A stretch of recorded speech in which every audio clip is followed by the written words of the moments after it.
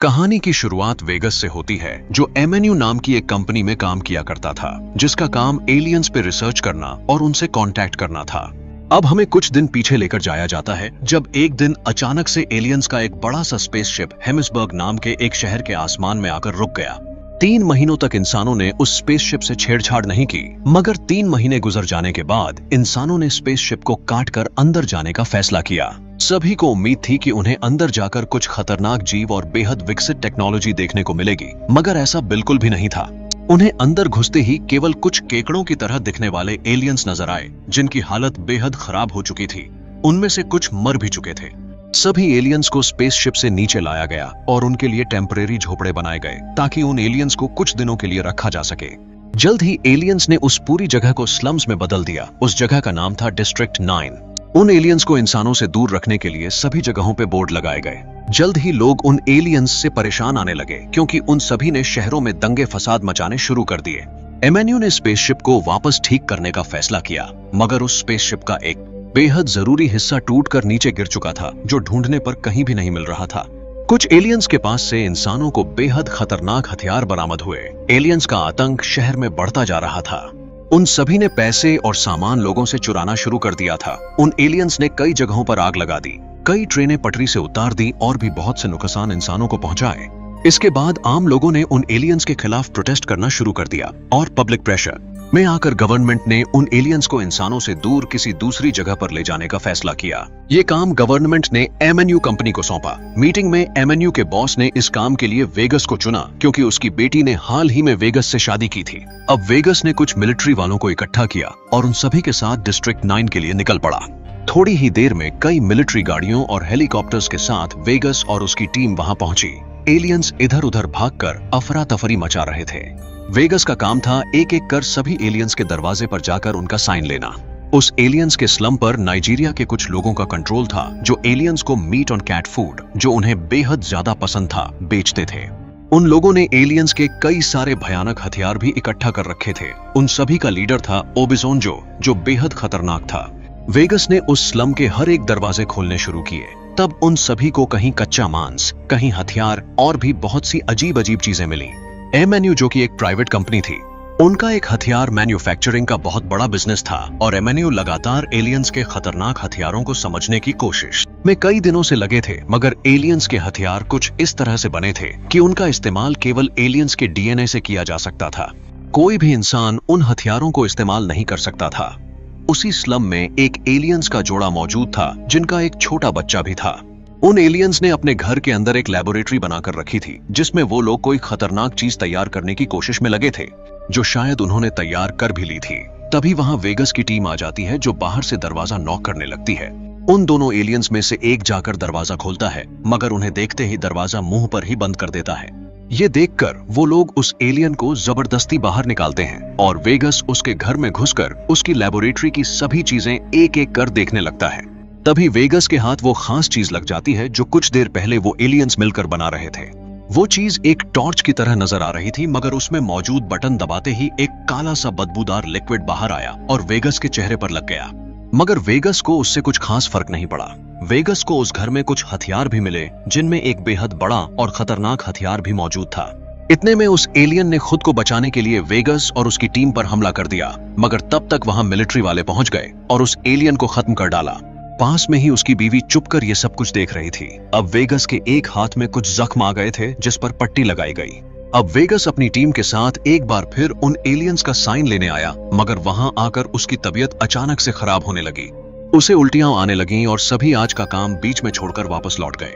एक रेस्टोरेंट में रुककर खाना खाते वक्त अचानक से वेगस की नाक से काला खून आने लगा। सब कुछ बेहद अजीब हो चुका था और वेगस अपनी टीम के साथ वापस एमएनयू लौट चुका था। उसकी तबीयत हर पल खराब होती जा रही थी। तभी टेबल पर बैठकर कुछ काम करते वक्त अचानक से वेगस की एक उंगली का नाखून बाहर आ गया। वेगस तुरंत वॉशरूम गया और अपने सभी नाखूनों को देखने लगा। तभी उसकी एक और उंगली का नाखून बाहर आ गया। अब रात का वक्त हो चुका था और वो एलियन अपनी बनाई हुई उस चीज को पूरे घर में ढूंढ रहा था। नाइजीरियन गैंग्स वाले लोगों ने उन एलियंस से उनका एक बेहद खतरनाक और बड़ा रोबोट छीन लिया था। वो एलियंस खाने के बदले अपने हथियार और सारी चीजें बेचते जा रहे थे।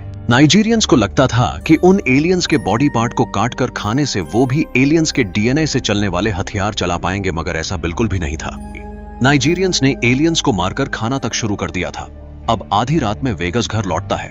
अंदर घुसते ही उसे सरप्राइज मिलता है क्योंकि अगले ही दिन उसका बर्थडे था।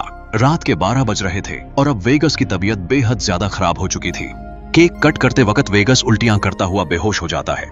वेगस को हॉस्पिटल ले जाया जाता है जहां डॉक्टर उसके हाथों की पट्टी खोलते हैं, मगर वो दोनों जो देखते हैं उन्हें अपनी आंखों पर विश्वास नहीं होता। वेगस का एक हाथ उन एलियंस की तरह हो चुका था। डॉक्टर देर नहीं लगाता और इस चीज को रिपोर्ट कर देता है। वहां जल्द ही एमएनयू के ऑफिसर्स पहुंच जाते हैं और वेगस को एक बैग में बंद करके वहां से लेकर लेबोरेटरी चले जाते हैं। वेगस उस लेबोरेटरी में देखता है कि एमएनयू वाले उन एलियंस की बॉडीज पर एक्सपेरिमेंट्स कर रहे थे।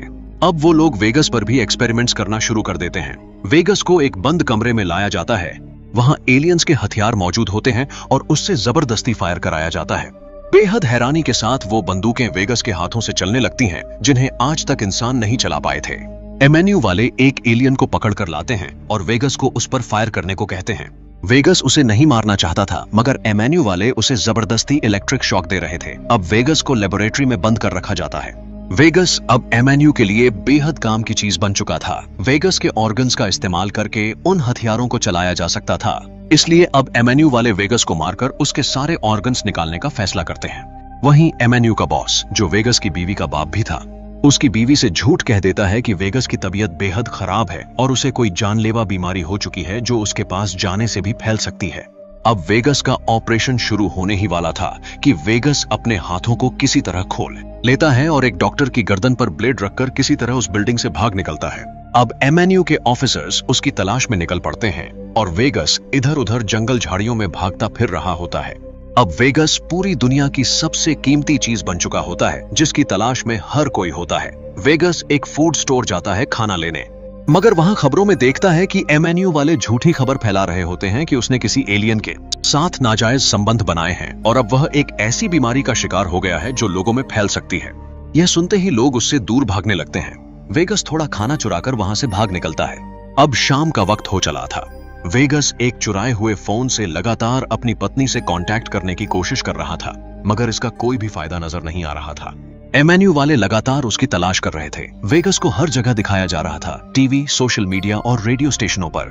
कुछ भी ऐसा नहीं बचा था जहां वेगस का जिक्र न हो रहा हो। अब कोई दूसरा ऑप्शन न होने के कारण वेगस खुद को बचाने के लिए डिस्ट्रिक्ट 9 चला जाता है, ताकि उसका पीछा करते करते कोई वहां न आ पहुंचे।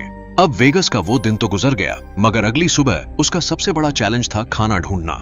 खाने के लिए वेगस को नाइजीरियन गैंग के पास जाना पड़ा, जो उस स्लम में मीट बेचा करते थे।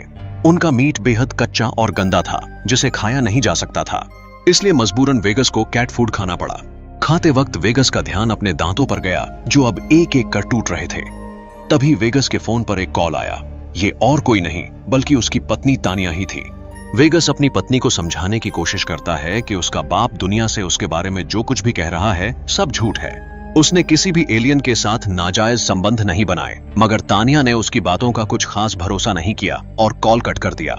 इस बात से वेगस इतना ज्यादा परेशान हो गया कि उसने मीट वालों की कुल्हाड़ी ली और उससे अपना एलियन वाला हाथ काटने की कोशिश की, मगर वो केवल एक उंगली काटने जितनी हिम्मत ही कर पाया। अब एमएनयू वाले उसकी तलाश में डिस्ट्रिक्ट 9 भी पहुंच गए, वो भी बहुत सारे हेलीकॉप्टर्स के साथ। अब वेगस को बचने के लिए एक एलियन के घर में घुसना पड़ा।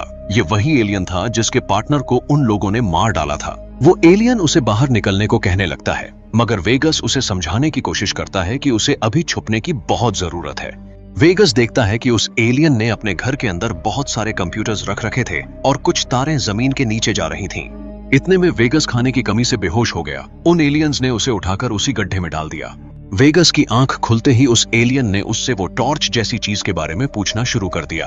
वेगस ने कहा कि वो चीज अब एमएनयू की लेबोरेटरी में मौजूद है। अब वेगस देखता है कि उस एलियन ने एक बहुत बड़ा सेटअप बना रखा होता है, बहुत सारी मशीनों का। तभी वो एलियन वेगस से कहता है कि अगर उसके हाथ वो चीज लग जाए तो वो वेगस को भी वापस पहले की तरह ठीक कर देगा। मगर असली मुश्किल तो एमएनयू की लेबोरेटरी में पहुंचना था, क्योंकि अगर वो लोग वहां गए तो जिंदा वापस लौट कर आने के बेहद कम चांस रह जाएंगे। अब रात का वक्त हो चला था। वेगस देखता है कि उसकी बॉडी बेहद तेजी से एक एलियन की बॉडी में बदलती जा रही थी। तभी उसे एक बार फिर तानिया का कॉल आता है। तानिया उसकी बातों पर भरोसा कर लेती है कि जो कुछ भी दिखाया जा रहा सब कुछ झूठ है। वेगस तानिया से कहता है कि उसके पास सारी प्रॉब्लम्स का सॉल्यूशन है, वो एक बार फिर आम इंसान बन सकता है। ये पूरी कॉल MNU वाले ट्रैक कर रहे थे और सारी बातें सुन रहे थे और उन्हें अब वेगस की लोकेशन भी पता लग चुकी थी। अब कोई दूसरा ऑप्शन न होने के कारण वेगस उस एलियन से जाकर बात करता है। एलियंस उस चीज का इस्तेमाल फ्यूल की तरह करने वाले थे अपनी स्पेसशिप को वापस चालू करने के लिए, और वो लोग वेगस को भी वापस पहले की तरह ठीक कर सकते थे उस चीज की मदद से। अब अगली सुबह वेगस नाइजीरियन गैंग के पास जाता है हथियार खरीदने, मगर उसे हथियार देने की बजाय वो लोग पकड़कर अपने लीडर के पास ले जाते हैं, जो उसका एलियन वाला हाथ देखता और उसे काट कर खाने का फैसला करता है ताकि उसमें भी वो शक्ति आ सके। मगर किस्मत से वहीं रखा एक खतरनाक एलियन वेपन वेगस के साथ लग जाता है, जिसे इस्तेमाल करते ही उस गैंग के आधे लोग मारे जाते हैं। अब गैंग का लीडर वेगस से पूछने लगता है कि आखिर उसके पास ये हाथ आया कैसे, मगर वेगस उसका कोई जवाब दिए बिना वो हथियार लेकर वहां से चला जाता है। अब MNU वाले वेगस को ढूंढते ढूंढते उस घर में पहुंचते हैं, मगर वहां कोई नजर नहीं आता। तभी अचानक से बिल्डिंग में एक बेहद खतरनाक हमला होता है। ये हमला वेगस और उसके साथ आए एलियन ने किया होता है। वो दोनों उस चीज की तलाश में आए होते हैं। वो लोग किसी तरह अब लैबोरेटरी तक पहुंच चुके थे। अब वेगस को थोड़ी ही देर में वो चीज मिल जाती है, मगर उसके साथ वाले एलियन की नजर पास में ही पड़ी एक एलियन की बॉडी पर पड़ती है जिस पर MNU वाले रिसर्च कर रहे थे। उसे ये देखकर बेहद बुरा लगता है। वेगस उसे समझाने की कोशिश करता है ताकि वो लोग जल्द से जल्द इस जगह से निकल सके, मगर तब तक वहां ऑफिसर्स पहुंच जाते हैं और उन पर गोलियां चलाना शुरू कर देते हैं।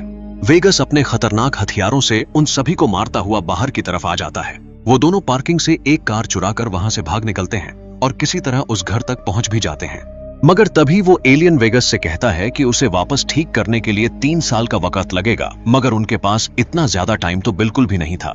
वो एलियन उससे कहता है कि वो 3 साल बाद वापस आएगा उसे ठीक करने, मगर तब तक उसे इंतजार करना होगा।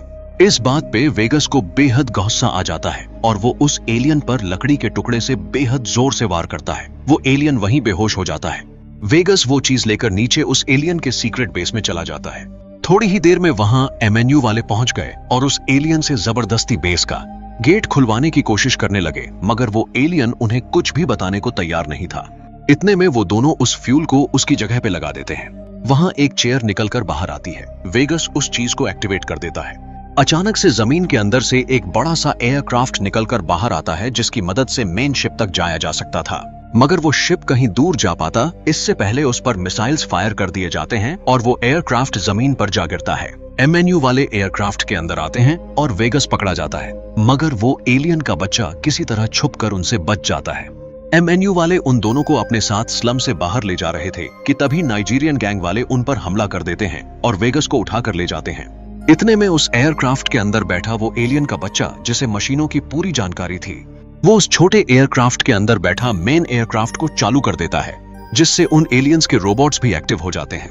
अब नाइजीरियंस वेगस का हाथ काटने ही वाले थे कि तभी वो रोबोट सभी इंसानों को खत्म करना शुरू कर देता है और वेगस को एलियन समझकर जिंदा छोड़ देता है।